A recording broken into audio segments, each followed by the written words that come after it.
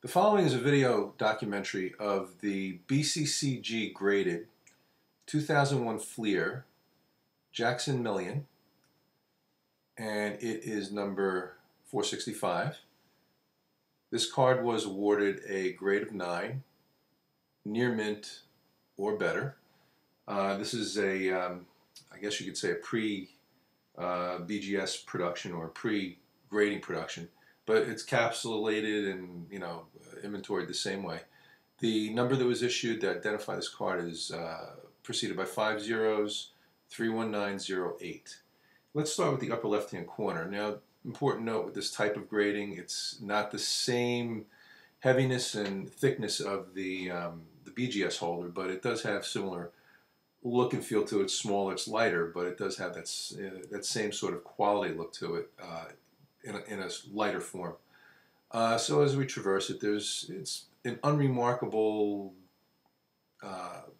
slab. There's not a whole lot to point out here. Very solid looking, obviously. And as we go down, okay, you see it's a basic white and black flip. There is, right to the right-hand side there, in the weld point itself, you do see somewhat of a small trapped artifact. Not sure what that is, but it's inside the holder. And then we enter into the card itself. We see the joining of the card and the side of the holder, the cutouts. We see it's a very, very strong right edge, top right corner. Okay, we go down a little bit further. See the edge obviously has very strong properties to it. The holder itself is, quite unremarkable again. You do see something to the right-hand side there. As I move closer to the center. Again, just something of forensic note to have in case we need to refer back to it at some point. There's a trapping right there in the center of the screen on this particular card. That would be something of note as well, forensic note. We get down to the corner. I believe what we see there in the middle of the screen in the corner cutout is a surface scratch. This holder does not really have that many. I mean, it's considering it is unprotected, it's held up very well. But that is something to make note of, even if it is a surface scratch. And we'll traverse the rest of the outside edge here. Okay, there's probably just a mold joint right there at the bottom, that dark spot on the edge. Okay, you see a black dot, lower left edge. That is within the holder itself. It's in the frosted area. That is something of forensic note. Okay, you see a couple fibers on the left-hand side. Again, just forensic note. You see that the card does have some imperfections on the side.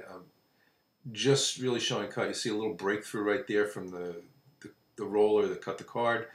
Something to make note of. This is not going to be on every card. It's specific to this card, so it's a great forensic marker. And the whole edge does seem to have that characteristic.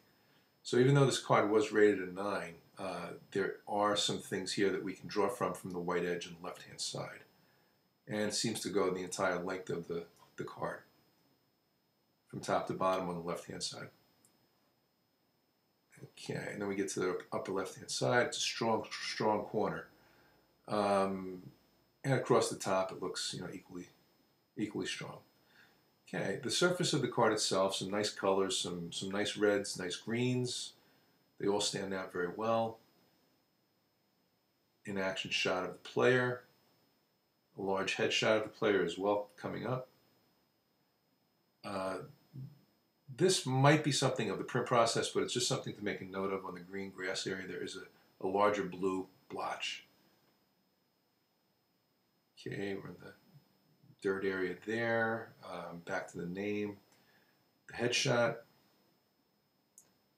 and along to the bottom edge. Okay, right there, just below where his ear would be on his headshot, you see on the white border there is a small mark, something to make forensic note of. And then we get to the bottom edge, which is very strong. So the corners are very, very strong. The left edge was the one that held the most forensic markings, though. This concludes the documentation for this card.